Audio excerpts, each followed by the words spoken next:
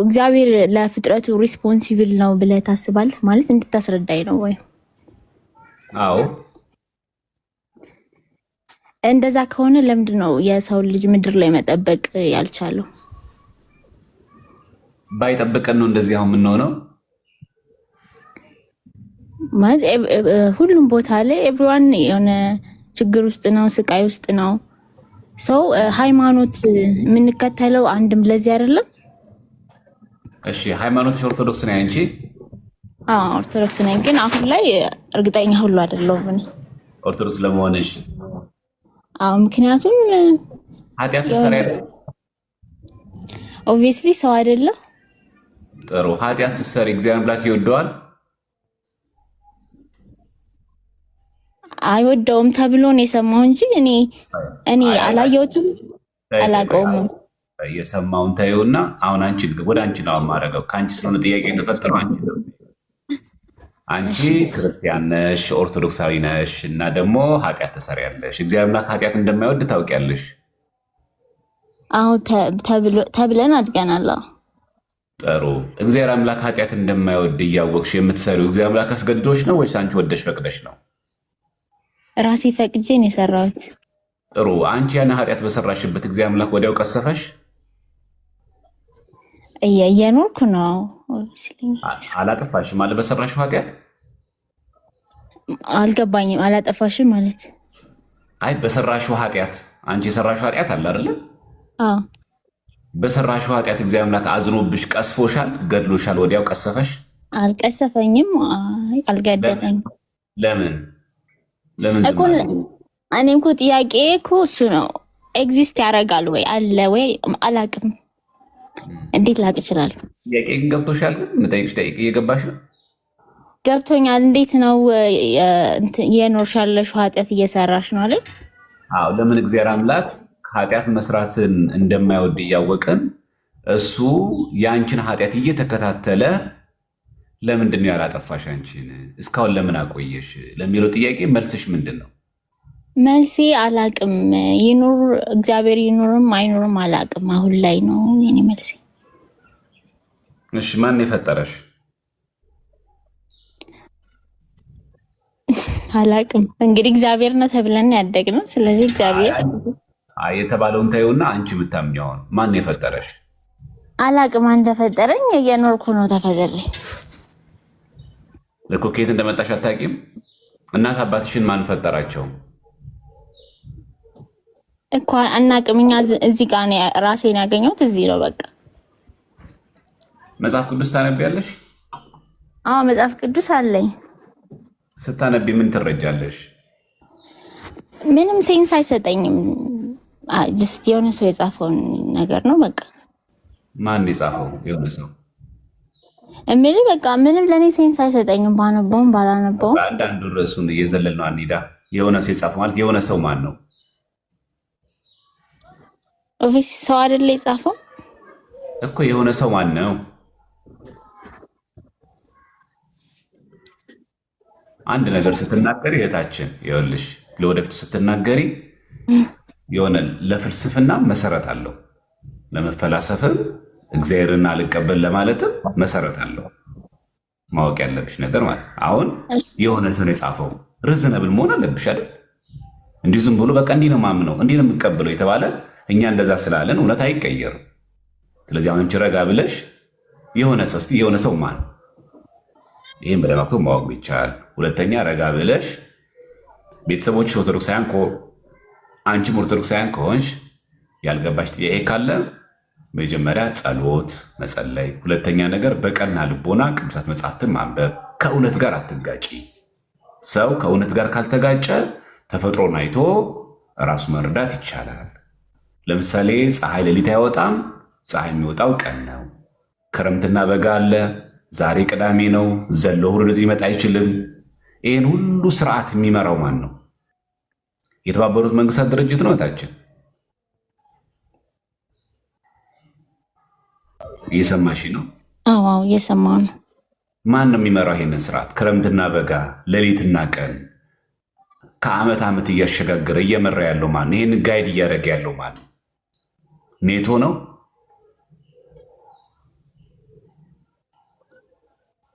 ማን ነው? ወይስ ዝም ብሎ በራሱ ነው የሚመራው?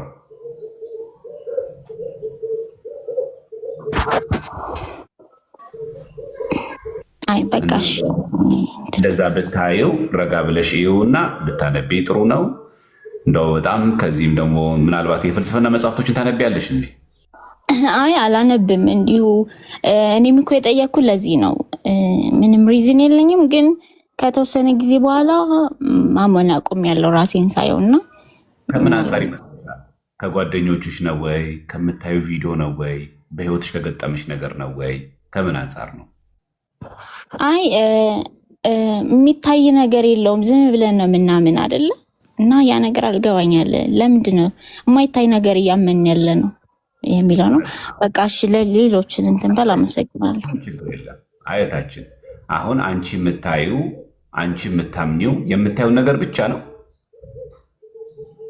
አዎ አይተነው ማናቅ ነገር ነው እየተከተልን ያለ ነው ብዬ ነው ማስበው። እኔ ለእኔ ነው።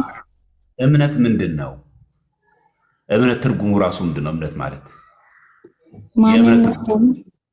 አይ እምነት ማለት የምታዩን ነገር ማመን ማለት ነው።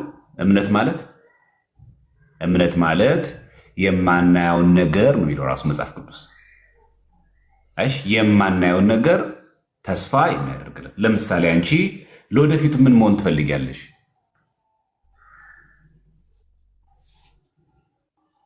እታች ውሸት ምናምን ይሉኛል። እኔ ውሸቴን አይደለም።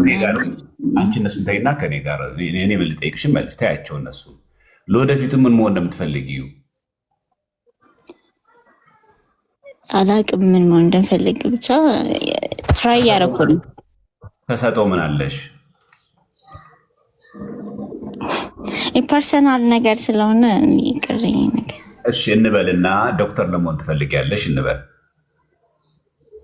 ለምሳሌ ቀለል ያለ ምሳሌ እንውሰድና ዶክተር ለመሆን ብትፈልጊ ከአሁኑ ትማሪያለሽ፣ ከአሁኑ ታጠኛለሽ፣ ትበረቻለሽ፣ ብላ ብላ ብዙ ምክንያት ትደረድሪያለሽ። ሆነሻል ግን ገና ዶክተር አልሆንኩም ገና።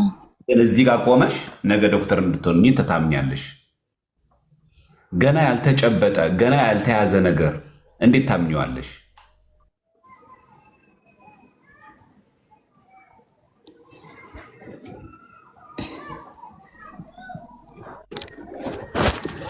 እሺ ለማንኛውም በኢንቦክስ እናውራና በኢንቦክስ አናግርሻለሁ። እሺ ገብርኤል ሰው ይጠይቅ። እሺ እንትን አትበሉ። ይጠይቅና ያው ሊከብድ ይችላል። አስተሳሰብ ምልከታ ነው፣ እይታ ነው፣ ጥያቄ ነው። ከቻለ ሰውን እስከምትችለው ነገር ማዳን ተገቢ ነው። ግን ደግሞ አንዳንድ ጊዜ እግዚአብሔር አምላክ ምን ያክል ይጠብቀኛል ለማለት ከፈለግን ራሳችሁ ማየት ብቻ ነው። እኚህ በእግዚአብሔር አላምንም እንኳን አንድ ቢል ሲሰርቅ ሰው ተደብቆ ነው የሚሰርቀው። ማን ነገረው? ህፃናት አይታችሁ ከሆነ አሁን እያደጉ ያሉት ፈላ ህፃናት የሁለት የሶስት ዓመት ሆነው ቀስ ብሎ እናታቸው እንዳታይ አባታቸው እንዳይ እንዴት የሚሰርቁ ተመልከቱ። ማን ነገራቸው? ክፉ ነገር መሆኑን ኃጢአት ነገር መሆኑን አውቀው ተደብቀው ማድረግ የፈለጉት ህሊና አለ። እኛ ሁላችን እዚህ ያለን ሰዎች እንደምንሰራው ኃጢአትና በደል ቢሆን ኖሮ እንደዚህ አይነት ነገር ቁመና እዚህ ላይ አሁን እንገኛለን። እግዚአብሔር ባይጠብቀን ነው። አሁን እንዳለው እንደ ወቅታዊ ሀገራችን ደግሞ ስናስብ የኢትዮጵያ ኦርቶዶክስ ተዋሕዶ ቤተክርስቲያን ላይ እንድጠፋ በሚፈለገው ከውጭና ከውስጥ ያሉ ኃይሎች ድምር አሁን ኢትዮጵያ እንደዚህ መሆን ነበረባት? ከዚህ በላይ አልነበረም ያሰቡላት? ማን ስለሚጠብቃት? ስለዚህ አንዳንድ ጊዜ እንደዚህ አይነት ወጣ ሲሉ አንድ ነገሮች በጣም ረጋ ብሎ ማሰብ ያስፈልጋል። እና እንደው አቤቱ የቀደመ በደላችን አታስብብናል ለሚለው ይቅርታ ፈጥኖ ይደረግልን ነው። ስለዚህ እግዚአብሔር አምላክ ባይጠብቀን ኖሮ እሱ ባይዘልን ኖሮ እንደ ሀገርም እንደ ግልም እንደ ቤተሰብም እንደ ቤተክርስቲያንም ጥፋቱ በጣም ያያል ነበር እና ይሄን ነገር በደንብ ብናየው በጣም ቆንጆ ነው። እሺ ገብርኤል ገብሪ ነው። እሺ ዲያቆንዬ እንዴት ነህልኝ? ቃለ ሕይወት ያሰማልን፣ የአገልግሎት ዘመንህን ያርዝምልን። በእውነት ጥሩ ነው። አንዳንዴ ግን ዲያቆንዬ ሆን ብለው እንትን የሚሉ በአዲስ አካውንት የመጡ ገና 2-3 አካውንትን ብቻ አድርገው የገቡ ለዚህ ፐርፐዝ ብቻ የሚመጡ ስላሉ ይህን ወርቃማ እድል ብዙ የሚማርበት ብዙ የሚለወጥበት ሰው ስላለ ምናልባት ፍላጎት ያለውም ሰው ካለ በውስጥ ማውራት ይችላል። ካስፈለገም ደግሞ እውነተኛና ሀቀኛ ሰው ቢሆን ኑሮ ፍላጎት ያለው ቢሆን ኑሮ የተጠየቀችው እንኳን በስርዓቱና በአግባቡ እየመለሰች አይደለም። እንደው ይህንም በዛው እንድታየው ብዬ ነው። ሌላው ግን አንድ ነገር ለማስታወስ ነው ዲያቆንዬ። ምክንያቱም አሁን ባለው ወቅታዊ ነገር በእርግጥ ወቅታዊ እንበለው እንጂ የቆየ ወደፊት የሚቀጥል ጉዳይ ሳይሆን አይቀርም። ሰው ኦርቶዶክሳውያን ወይም ክርስቲያኑ ይሄ ቀኝህን ሲመታ ግራህን ስጥ ወይም ደግሞ ኦርቶዶክሳውያን መገደል ወይም ደግሞ መገፋትን እንዳስተምህሮ የእኛ ቤተክርስቲያን እንደምትፈቅድ እየተገፋን እንድንኖር ቤተክርስቲያናችን ስትቃጠል እኛም ስንገደል ስንታረድ ዝም ብሎ አንገትን ደፍቶ ማለፍ ወይም ደግሞ ሁሉንም በጸጋ አሜን ብለን እንድንቀበል አይነት ነገር ይሄ አስተምህሮታችን ላይ እንዳለ አድርገው የሚያስቡ ሰዎች አሉ። እኛ የሌሎችን አስተምህሮ ካነካ የሌሎችን በእርግጥ ብዙ አይነት ነገሮች ስላሉ ነው። እዚህ ጋር ህገ መንግስቱን ሁሉ የተጻረረ ኢትዮጵያ ላይ የኖሩ በኢትዮጵያ ህገ መንግስት እንተዳደራለን የሚሉ ሰዎች ህገ መንግስቱ ላይ እንግዲህ በህገ መንግስታችን አንቀጽ 27 ላይ የተጻፈ ነገር አለ። ማንኛውም ሰው የፈለገውን እምነት ማምለክ ይችላል። ነገር ግን በውስጡ ትምህርት፣ ፍቅር፣ ሰላም መኖር አለበት ይላል። ጤናን ያቀፈ መሆን አለበት ይላል።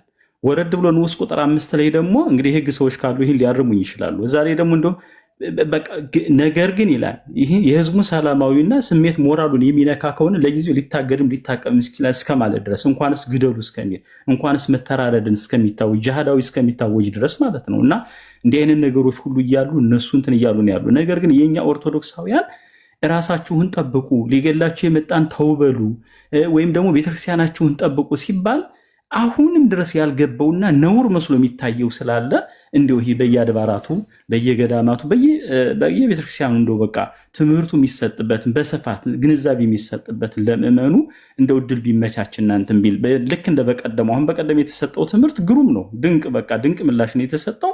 እግዚአብሔር ይመስገን። በጣም በጣም ይበል የሚያሳይ ነው እና እንዲህ አይነት ነገሮች ላይ ወቅታዊ ነው እንደው እዚህ ላይ ብሰሩበት እናንተም ለማለት ፈልጌ ነው። በርቱልን። እግዚአብሔር ከእናንተ ጋር ይሁን። አይዟችሁ። ልውረድ መምህርዬ። እግዚአብሔር ያክብርልን። ያው ትላንትናም ከትላንት ወዲያም በዚህ ርዕሰ ጉዳያችን ነጥብ በጣም አንስታናት ነበር። አሁን በአውደ ምሕረቶቻችን ከሁለት ጽንፍ ምልከታዎችና ትምህርቶች መጠበቅ አለብን የቤተክርስቲያን ካልሆኑ። አንደኛው ትላንት እንዳነሳ ነው ከትላንት ወዲያም በተደጋጋሚ ጊዜ ላይቭ እንደገባንበት አንድ ሰው ቤተክርስቲያን ውስጥ ሆኖ ችግር የለውም እግዚአብሔር አላት ዝም በሉ ተገቢ አይደለም። እግዚአብሔር አለ፣ አዎ መስራት አለብን፣ መጠንከር አለብን። በሁለት መንገድ በመንፈሳዊ ህይወት በቅድስና ህይወት መመላለስ ንስሐ መግባት የኛ ኃጢአት ያመጣው ስለሆነ፣ በዚህ በኩል ደግሞ ለቤተክርስቲያን የሚሆን ነገር ተቋማዊ የሆነ ወጥ ስራ መስራት አለብን። ይህ ችግር የለውም ቤተክርስቲያን እግዚአብሔር አለላት ምንም ችግር የለም፣ ገዳማውያን አባቶች አሉ፣ እንደዚህ ነገር አልቀበልም ምናምን ተገቢ አይደለም ይሄ። ሁለተኛው ጽንፍ ደግሞ እንደው ምዕመናን የት እንሂድ፣ እንደው የት እንግባ፣ ዙሪያው ገደል ከሆነብን ማጋ ሄደን እንጩህ፣ እሺ ለማን እንናገር፣ ተስፋ ማስቆረጥ፣ ሰውን ወሽመጡን መቁረጥ፣ ይሄ ኃጢአት ነው። ስለዚህ ከሁለቱ ጽማ ምንም አንሆንም ኃጢአት ነው፣ ህዝቡ ማደንዘዝ ነው። እንደው የት ይኬዳል፣ እሺ ጮህን እኮ ሚሰማን እኮ አጣን፣ እንደዚህ እኮ ሆንን ብሎ ደግሞ ተስፋ ማስቆረጥ፣ አንዱ ያዘነ መስሎ ግን የሚገለን ነገር ይሄ ነው። ስለዚህ ከሁለቱ ጽንፍ መጠበቅ አለብን፣ መስራት አለብን። አሁን ከኛ የባሰ ብዙ መከራ ያሳለፉ አብያተ ክርስቲያናት ነበሩ። ባለፈው እንዳነሳ ነው ግሪክ 400 ዓመት በኦቶማን ቱርክ ተመርታለች። 40 ዓመት አለ። እኛ እኮ ትልቅ ታሪክ የምናወራው 40 ዓመት ይሁዲት ጎዲት ገዝተናለች ብለን። ግሪኮች እኮ 400 ዓመት በኦቶማን ቱርክ ተርግተዋል። እስቲል ናው ግን ዛሬ የግሪክን ባንዲራ ስናይ መስቀል አለ። እስቲል ግሪክ የምትታወቀው በኦርቶዶክስ ነው። እንዴት 400 ዓመት ኦቶማን ቱርክ ገዝቷት እንዴት እንደዚህ ሆነች? ባለፈው እንዳነሳ ነው ገዳማት የሰሩት ስራ፣ ስውር ቤቶች በካታኮምብ የተሰራው ስራ፣ ያ ብቻ አይደለም የግሪክ ኦርቶዶክስ ባለሀብቶች የሰሩት ስራ 400 ዓመት አስባችሁታል? ስንት ትውልድ እንዳለፈ እዚህ መሃል ላይ እና የሆነ እኛን በጣም የመጨረሻ በቃ ይሁን በከባድ እንትን ውስጥ ያለፍን አድርገን ራሳችንን አንበለቅ። ከኛ የበለጠ መከራ የተቀበሉ አሉ፣ ግን ስቲል ኤግዚስት አድርገዋል። እስላሚክ ሴት አይደለችም ግሪክ። ስለዚህ አሁን ወደዚህኛው ቁመና ማምጣት ልክ አሁን ያለው ነገር እንደው ተስፋ ቆረጥኩኝ ምናምን ማለት። ሁለተኛ የሆነ የኛ እንትን የሚዲያ ጩኸቱ ይሄ ማስታወቂያው ለጊዜው ብቻ ሆነ እንጂ ህይወታችን እንደዛ ነው። ከሳምንት ከ15 ምናምን ቀን በኋላ አሁን ብፁዓን አባቶች ሲጎበኙት የተወሰነ ነገር በቃ አለቀ ምንድነው ማክረር ይላል። ደግሞ የኛ ህዝብ ይረሳዋል፣ ይዘነገዋል። እሱ ላይ መጥቶ ቢሆን ኖሮ ቤትን የሚያክል ነገር ማጣት፣ እናት አባትን የሚያክል ነገር ማጣት፣ ቤትን ማጣት፣ ቤተክርስቲያንን ማጣት፣ ተፈናቅሎ በዚህ ዘመን ያሁን በዚህ ኑሮ ውድ በሆነ በዚህ ዘመን የሰው እጅ ማየት ምን ያክል ከባድ ነው። እሱ ጋር ቢደርስ ነው እንደዛ ይሉ ነበር። ግን እኛ እንቀየራለን። የሚቀየረው ርዕሳችን ብቻ አይደለም፣ ህይወታችንም ጭምር ይቀየራል። ዘፈን አልሰማም በቃ አሁን እኔ ሰሞን በቃ እኔ አርሰናል ምናምን ደጋፊ ሄጄ ክለብ ውስጥ ምናምን ነገር እዛ ሄጄ አልሰበሰብም ምናምን ከ15 ቀን በኋላ ያለው እሱ ቺቺኒያ ሰፈር ነው። ስለዚህ የሚቀየረው ርዕሳችን ብቻ አይደለም፣ ህይወታችን ጭምር ይቀየራል። ወደ ለመድንበት ወደ ገዛ ወደ ዛያታችን እንሄዳለን። አሁን እያለቀስን ያለ ነው፣ አሁን እያነባን ያለ ነው፣ ግን ዘላቂ አይደለም፣ ቋሚ አይደለም። እነሱ በቋሚነት እየሰሩ አንተ ግን በቋሚነት አሰራ። እነሱ እያጸዱ ታጥቀው እየመጡ አንተ ግን አትታጠቅም። ይሄ ነው ትልቁ ሚዛን። ሁለተኛ ከሌላ ሰው መፍትሄ መጠበቅ። እነሱ አሉ ነገሌ ያሉ ይባላል። እኔ ያለው እኔ ምን ሰርቻለሁ ለሃይማኖቴ? እኔ ምን ዋጋ ከፍያለሁ ለሃይማኖቴ? ይሄ መዘናጋት በቃ ሲኖዶስ ነው የለ እንዴ? የሰላም ሚኒስተር መግለጫ ያወጣል እንዴ? እንደዚህ ጠቅላይ ሚኒስተሩ አለ አይደል እንዴ? ስላንተ ቤት ማንም አይሰራልህ። ሳንተ ስለ ቤተ ክርስቲያን የአንተ ቤት ናት። ስለዚህ ስላንተ የምትሰራው ራስህ ነህ፣ ቤትህ ነህ። እና እንትን አታርጉት በቃ ማለት ኤክስተርናል ማድረግ። ሰባኪያንም አውደ ምሕረት ወጣችሁ እንትና በጣም ጥንቃቄ አድርጉ ባካችሁ። ህዝቡ ተስፋ አታስቆርጡት። እንደው ምን ይሻላል በቃ እንደው እንዴት ምን ይሻለናል፣ ወዴት እንሂድ፣ ለማን እንጩ ምናምን በቃ ህዝቡን በቃ ማስለቀስ ማስነባት። ከዛስ ምን አዎ የሚሰማ የለም እኮ ነገማው ይቀጥላል። ከዛስ ኔክስት ምን? ሁለተኛ ነገር ደግሞ ምንም እንዳንሰራ ቁጭ አድርጎ እየሞትን እንበዛለን። ቤተክርስቲያን እግዚአብሔር አላት። ቁስጥንጥንያ እግዚአብሔር ስለሌላት ነው ዮሐንስ አፈወርቅ እንደዛ የደከመባት ሀገር ዛሬ እንደዚህ ሆነችው። ኢስታንቡል ቱርክ፣ ሶሪያ እንደዚህ ሆነችው እንደዚህ ሆና ነው። እና ዝም ብሎ ማይቀየር አግሮ ኢኮሎጂ ማይቀየር የሃይማኖት መንገድ ያለ አስመስለን ባናቀርብ ወጡ። ስለዚህ ሰባኪያን አውደ ምሕረት ሲወጣ ማውራት ያለብን ሐቃቁን ነው፣ እውነታውን ነው መንገድ ያለብን። ትልቁ ችግርኛ የቤተክርስቲያን ታሪክ ስላልተማርን ብዙዎቻችን ሁላችን እውቀታችን ነገር ሃይማኖት ላይ ብቻ ነው። ብዙዎቻችን የቤተክርስቲያን ታሪክ ዝም ብሎ ተረት ተረት ነው የሚመስለበት። የቤተክርስቲያን ታሪክ ብንማር ኖሮ ሁላችንም ብናቅ ኖሮ ቤተክርስቲያን በምን መንገድ እንዳለፈች ምን አይነት ጸዋቶ መከራ ከዛ ልምድ ቀስመን ደግሞ እኛ ደግሞ መስራት እኛ ደግሞ በዘመኑ ተፈጠረ። ስለዚህ የሆነ መስራት የሚገባን ነገር መስራት አለብን። አቅም ያለው በአቅሙ፣ ገንዘብ ያለው በገንዘቡ፣ ጸሎት ያለው በጸሎቱ፣ በቃ በአቅሙ መስራት። አረጋውያን አባቶች ከፊት ለፊት ቀድመው በጸሎት እያሰቡ ወጣቶች መስራት የሚገባን ነገር መስራት አለብን። ለዛ ያክል ደጋግም የነበረ ከማሰለቻችሁ ብዬ ነው 30 ጊዜ ከምንደጋግም ወደ ዛሬ ረስና የገባ ነው። ናታ እንዴት ነህ? እንኳን ደህና መጣ። እግዚአብሔር ይመስገን። ዘማርያም እንዴት አደርክ? እንዴት ነህ? ሰላም አለ አለ። እግዚአብሔር ይመስገን። እንዴት አላችሁ? እግዚአብሔር ይመስገን አለን በቸርነቱ። እሺ ወንድማችን ናታን የምትጨምረው ላይ አሁን በመጨረሻ ላይ ስታወራ የነበረው ጋር ተያይዞ ቅዱስ ዮሐንስ አፈወርቅ የነበረው ጽናት በደንብ እንዲህ ባለ ጊዜ ሊጠቀስ የሚገባ ነው። ቅዱስ ዮሐንስ አፈወርቅ ቁስጥንጥንያ ፓትርያርክ በነበረበት ዘመን ንግስቲቱ ኤዶክሲያ ንግስቲቱ የአንዲትን መበለት መሬት አንዲት ሴት ነች። እንደ ሰው ካየን አንድ ሰው ነች፣ በቃ አንድ ሰው ነች። እዛ ደግሞ ከሰውን በጣም ምስኪን፣ በጣም ችግረኛ፣ በጣም ብዙ ግፎች ይደርሱባት የነበረች ሴት ናት ኤዶክሲያና። የዚችን ሴት ግፍ ግን ዮሐንስ አፈወርቅ እንዴት ባለ መልኩ ኤዶክሲያ የቀማቻትን ሴት ግፍ ማለት ነው እና እንዴት ባለ መልኩ ለዚያች ለደሃዋ ሴት በንግስቷ ፊት ጥብቅና ሲቆምላት እንደነበረ የቅዱሱን ታሪክ ስናይ እናገኘዋለን። እና ምን ለማለት ነው? ክርስትና ከተገፉት ጋር መቆም ነው። የተገፉ ሰዎች አሉ፣ እየተጎዱ ያሉ ሰዎች አሉ። ለዛውም በግል መሬት ጉዳይ አይደለም። በዛ በዮሐንስ አፈወርቅ ዘመን እንደነበረው ስለ ግል መሬት፣ ስለ ግል ርስት አይደለም መገፋቱ። ስለ ቤተክርስቲያን የሚገፉ ሰዎች አሉ። ስለ ቤተክርስቲያን ዋጋ የሚከፍሉ ሰዎች አሉ እና በቅዱስ ዮሐንስ አፈወርቅ ዘመን የሆነው ነገር ለእኛ ዘመን እጅግ በጣም ጥሩ ምሳሌ መሆን የሚችል ነው። በዚያ ዘመን ከግል መሬቷ የተሰደደችው ለዚያች ምስኪን ሴት ዮሐንስ አፈወርቅ ከንግስቲቱ ጋር ተከራከረላት። ንግስቲቱ ፊት ጥብቅና ቆመላት። ንግስቷ ፊት መቆም ብቻ አይደለም፣ በዚሁ ምክንያት ለስደት ተዳርጓል። ቅዱሱ አባት ኮምፕሮማይዝ ቢያደርግ ኖሮ የዛን ሰዓት ላይ ቅዱስ ዮሐንስ አፈወርቅ የሴትዮዋን መገፋት የደሃዋን መገፋት እንዳላየ ቢያልፍ ኖሮ ከቤተ መንግስቱ ጋር በጣም ጥሩ ጋብቻ መስራት ይቻላል። ከቤተ መንግስቱ ጋር በጣም ጥሩ የሆነ ወዳጅነት መፍጠር ይቻላል። የተገፉ ሰዎችን ድምፅ አፍነው።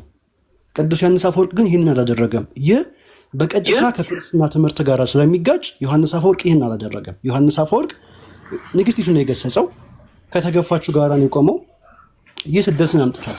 አሁንም በእኛ ዘመን የሚገፉ ሰዎች ካሉ በእኛ ዘመን ስለ ክርስትናቸው ብቻ አይደለም፣ ስለ እውነት ስለ ግል ጉዳያቸውም እኮ ሊሆን ይችላል።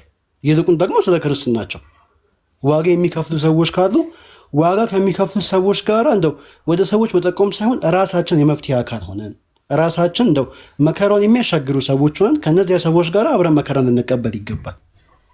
መከራን ከሚቀበሉ ሰዎች ጋር እና ይህን ለማለት ነው።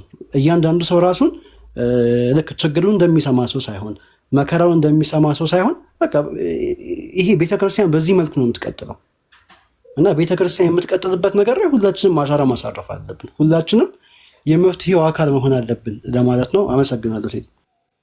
እሺ፣ እግዚአብሔር ያክብርልን። እሺ ወንድማችን። አዎ እንደው ቅዱስ ዮሐንስ አፈወርቅ አንዱ የሚመሰገንበት አንዱ የአንዲት ሴትን መገፋት አይቶ መቆሙ። ይሄ ብቻ አይደለም። እንደውም በሱ ዘመን የነበረች አረማዊት ሴት ቤተክርስቲያን ፊት ለፊት ላይ ኦርኬስትራ ከፍታ ህዝቡ ሁሉ ፊት ለፊት ቤተክርስቲያን ፊት ለፊት ላይ ነው ያደረገችው። ሰው ቅዱስ ዮሐንስ አፈወርቅ እየሰበከ በሙዚቃው እየተሳበ ሁሉም ሰው ሲወጣ ሲሄድ አንድ ሴት ብቻ ቀረች። ከዛ ካህናቶች አረ ሰው እንዳለ እኮ ወጥቷል፣ አንድ ሴት ብቻ እኮ ነው የምትከታተለው ትምህርትን፣ ሌላው ሰው ሁሉ እኮ ወደ ዘፈኑ ወጣ ሲሉት በአንድ ሰው ንስሐ መግባት በሰማይ መላእክት ዘንድ ደስታ ነው። ቅዱስ ዮሐንስ አፈወርቅ ለአንድ ሰው ነፍስ እኛ እንዲንቆባልና ወደ ምሕረት ላይ አንድ ሰው ቁጭ ብሎ ለአንድ ሰው እንሰብካለን። ምንም ልክ ሙሉ ሰው እንደሆነ አድርገን አስበን ስብከቱን ሳያቋርጠው ትምህርቱን ሳያቋርጠው እኛ እኮ ሽፍት እናደርጋለን። ርዕሱ የሆነ መናፍቅና ጠበል ቤት ሲገባ ካየን ርዕሱ ራሱ ስለ መናፍቃን ይሆናል። የሆነ ሙስሊም ሊጠመቅ ወደ ቤተክርስቲያን ከመጣ አንተ ጠበል ቦታ የምንሰብክ ከሆነ ርዕሱ ራሱ ሙስሊሞችን አታክ ይሆናል። እኛ እኮ ሰው ስናይ ስብከት ርዕሱ የምንቀይር ሰዎች ነው። ዮሐንስ አፈወርቅ በያዘው በዛው ርዕስ ሄዶ በተአማኝነት ያውም ደግሞ ለአንዲት ነፍስ አስቡ እና የተገፋችን ሴት ደግሞ ንጉሥ ነው፣ አንድ ሴት ናት። ንጉሱ ደግሞ ይናገረኛል፣ ከፍ ብሎ አንገቴን ዝቅ ብሎ ባቴን ይቆርጠኛል ብሎ ሳይሰቀቅ በተአማኒነት ለሃይማኖቱ የቆመ ደገኛ አባት ነው። በረከቱ ይደርብ። ስለዚህ እንኳን በአርሲ ሰማዕታት ለማለት ነው አሁን ወንድማችን ናታ ያነሳልን፣ እንኳን ለአርሲ ሰማዕታት ቀርቶ አንድ ሰው እንኳን ሲገፋ ክርስቲያን የሚቆመው ከእውነት ጋር ነው፣ ከግፉአን ጋር ነው የሚቆመው ለማለት ያክል ነው። እሺ ያሚ። አቤት፣ እንዴት ነህ መምህራችን ዘማርያም? ደህና ነሽ ወይ? እግዚአብሔር ይመስገን። በመጀመሪያ ላመሰግን እፈልጋለሁ። ቅድም አንድ እህቴ ከኔ ጋራም ስትከራከር ነበር አጠገቤ። ሌላ አንድ ጥያቄ ያለኝ በስተመጨረሻ የምጠይቅ ስለ አርባ ጾም እና ብዙ ጊዜ እንደዚህ አይነት እንትኖችን ተከራክረናል እና እኔ የሰጠዋት መልስ ትክክል ይሁን አይሁን ያልኳትን እዚህ መናገርም አልፈልግም እና ከአንተ እንድትሰማ ስለፈለግኩኝ ነውና ካቶሊኮች የሚጾሙት 40 ነው። ክርስቶስ 40 ቀንና 40 ሌሊት ነው የጾመው። እኛ ደግሞ 55 ቀን ነው የምንጾመው ብላ አለችኝና እኔ ነገርኳት። የኔ አልተዋጠላትም። ያልኳትንም ትክክል ይሁን አይሁን መናገር አልፈልግም። እና እባክህ ከኔ ጋር ስላለችም እንድትነግረን ስለፈለግኩ ነው። አመሰግናለሁ። እሺ እኛ ምን ጾመው ጾም 55 ቀን ለምን ሆነ ለሚለው ቅዳሜና እሑድ ስለማይቆጠር ነው ባጭሩ። ቅዳሜና እሑድን ስናወጣ ከ55 ቀን ውስጥ ቀጣ ስንት ይሆናል? 40 ቀንና 40 ቆይ እሰጥሻለሁ አበሻዊት 40 ቀንና 40 ሌሊት ይሆናል ማለት። ስለዚህ እኛ ጾመ ሕርቃል የሚባል አለ። እሱ አንድ ምክንያት ነው። በዋናነት ግን በአብይ ጾም ውስጥ 8 እሁዶችና ማነው 8 እሁዶች ቅዳሜና 7 እሁዶች አሉ። 7 እና 8 15 ይሆናል። ቅዳሜና እሑድ ደግሞ ሁሉ ጊዜ አብይ ጾም ላይ እንደምታውቂው ከ2 ሰዓት ከ3 ሰዓት በኋላ ያው ቁርስ እንበላለን። ቅዳሴ እስከ 2 ሰዓት 3 ሰዓት ስለሚያልቅ ስለዚህ አልጾምንም ማለት ነው። ቅዳሜና እሑድ ከቀዳም ሰው ውጪ ማለት ነው። ስለዚህ 40 ቀን 40 ሌሊት ያ ማለት 9 ሰዓት የምንጾምባቸውን ቀናቶች እነዚህ ቀናት ስናወጣቸው በዛ መንገድ እንጾማለን ነው። እሺ ሀበሻዊት ቀጥይ።